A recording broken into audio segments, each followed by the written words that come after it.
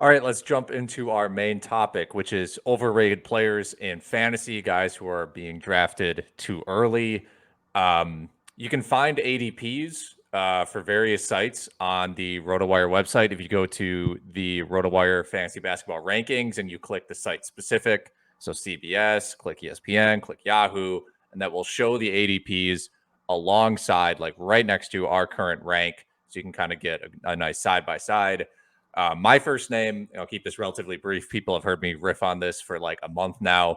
Nikola Vucevic, who's being drafted around 16 on average. I just don't like his move to Chicago for his individual production. In Orlando, he was the man every single night. He was the clear-cut best player on the team. They were force-feeding him the ball. I don't think that will be the focus in Chicago. I think Levine, DeRozan, Ball, all those guys are going to get their shots. This is going to be a team that's going to run out in transition. I don't know how many post touches Vucevic is going to get. I just think it's more likely he averages something like 16 and 9 or 16 and 10 compared to like 25 and 12 like he was doing last season. Ken, who is your first overrated player? First of all, I agree with you on Vucevic. Also, his shot blocks have been declining each of the last 3 years. Never a great shot blocker to start with, which at center is tough. But my first one, a big name, Anthony Davis. Just because of the injury concern. They've always been a concern with Davis. He only played 36 games last year due to knee, groin, shoulder, abductor, and other injuries. I frankly got too tired of looking up each of them. They've also added Russell Westbrook, so really they can rotate their 3 stars. Frankly, I don't know how meaningful the regular season is to these Lakers. It's all about their playoff run. I don't think they're going to care if they're the 4th, 5th, 6th seed. So I see Davis getting a lot of rest. Westbrook's going to allow them to do that. And in addition to Russ, this Lakers team actually has depth for the first time in a while. So I think I just don't see them having to push Davis. I think they'd be foolish to push Davis. Trey, who is on your list? Yeah, I'll actually switch up my order a little bit so I can piggyback on what Ken just said, because number one on this list for me today will be LeBron James, for a lot of the reasons that Ken just named. LeBron is still, in my opinion, strongly in the argument for best overall player in the NBA. But he's missed major time 2 of the last 3 seasons. Father Time is undefeated, and LeBron is getting long of the tooth when it comes to NBA years. But on top of that, they did bring in Russell Westbrook, in part to be added talent to the team, but in part to take some of the pressure off of LeBron. Like, he's been the one player, even when the Lakers won the championship, that even more than Anthony Davis, like, he was the one that if he left the court for any reason, then everything crashed. And it was because he was the one that was creating all of the offense. Well, he's not going to have to create all the offense this year. They brought in Westbrook for that. They brought in Westbrook to be an energy source. So I think LeBron will still be LeBron when he wants to be. I think he will want to be more in the playoffs than in the regular season. And so, be it the potential for missed games, be it the fact that he's just not carrying the same load, I think him going even as high as 13 in these leagues is a little bit too high. All right, Alex, give us a non-Laker. I guess this is just the big market overrated podcast. I'm going Kemba Walker on the Knicks. ADP of 70 right now. I just hurt my knee even hearing about Kemba Walker. Ow. On the surface, you see 70 and you're like, that's not a bad spot for Kemba, right? But he only ranked 59th per game last season. So you're kind of assuming that he's both healthier than last season and he maybe plays better. I'm not really sure that's the case. Something we haven't been able to say about the Knicks in years past is that they have good depth and they have a lot of playmakers on their team, which is surprising, especially at guard. They have too many guards to even keep track of. I just don't think Kemba's worth the pick or worth the risk at pick 70. If you're in a daily lineup league, that's a little different. But in a weekly lineup league, I would just be worried about him sitting, him hurting his knee, etc. Well, his big fantasy years in Charlotte, he was hands down the number 1 scoring option, and that's Julius Randle with the Knicks this year, right? And even with Boston or Charlotte, his assist numbers were never high-end point guard assist numbers. Right. Who's the next guy? Speaking of high-end point guard assist numbers, who's the next guy on your list, Ken? Oh, well,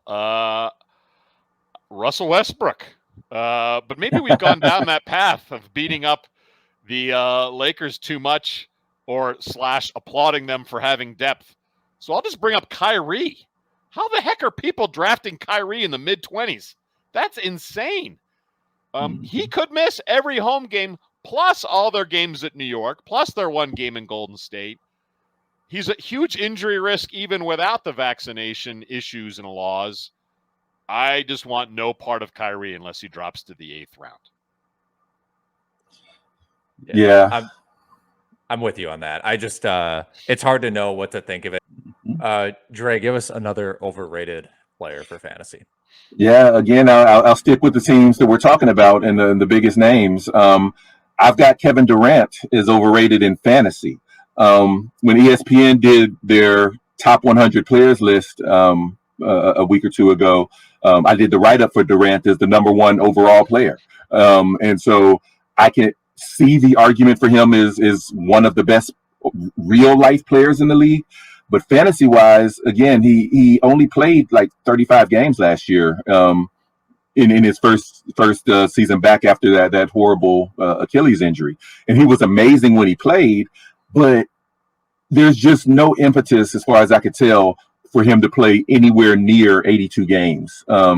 Even if there's no injury, no health risk, I'm feeling a Kawhi-like load management schedule where he might sit every 4 games. I have no inside information on that, but that's just, to me, that makes the most sense. And I had Durant and LeBron actually as the 1-2 players on one of my favorite leagues last season. And early on, it was beautiful, but by my month 2 or 3, my season was over. And so I don't want to rely on any player whose focus is so heavily on the postseason and who's so advanced in their careers and who's got the injury history that it just doesn't really make sense. Last guy on my list, Julius Randle, sticking with the Knicks theme. I don't think his ADP of 23 is awful. I think I'd be okay if I got him there. But he ranked 26th per game last season, so that kind of assumes improvement. I think his numbers are going to take a small step back. Maybe he's more efficient, especially from the field. He doesn't have to take as many shots. But I could certainly see his assists decrease with Kemba there, with Fournier there. Burks is there. Barrett's probably going to make strides as a player, or as at least a playmaker. So I think there's kind of a route for Randall's numbers to, if he finished in the 30s or even the, I guess, low 40s, that would not surprise me. So I just went draft him at 23. But Dre, who is last on your overrated players list? Yeah, sticking with the Knicks theme, but it was former Knick, Kristaps Porzingis. I just, he's going in the 40s, ADP of 47. In my rankings, which are based off of my projections, I have him in the 70s. Again, we've talked a lot about injury risks, and I just can't project him to play enough minutes to justify being a 4th or 5th round fantasy draft pick. And in addition to that, he's got the kind of weird head-butting thing sometimes with Luka Doncic, where you'll see it's not as good.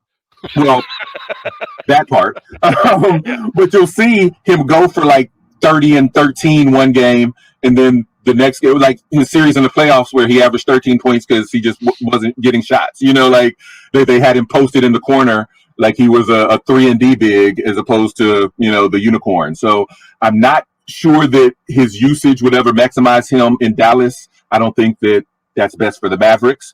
And then when you add in his injury risks, he just slides down my board.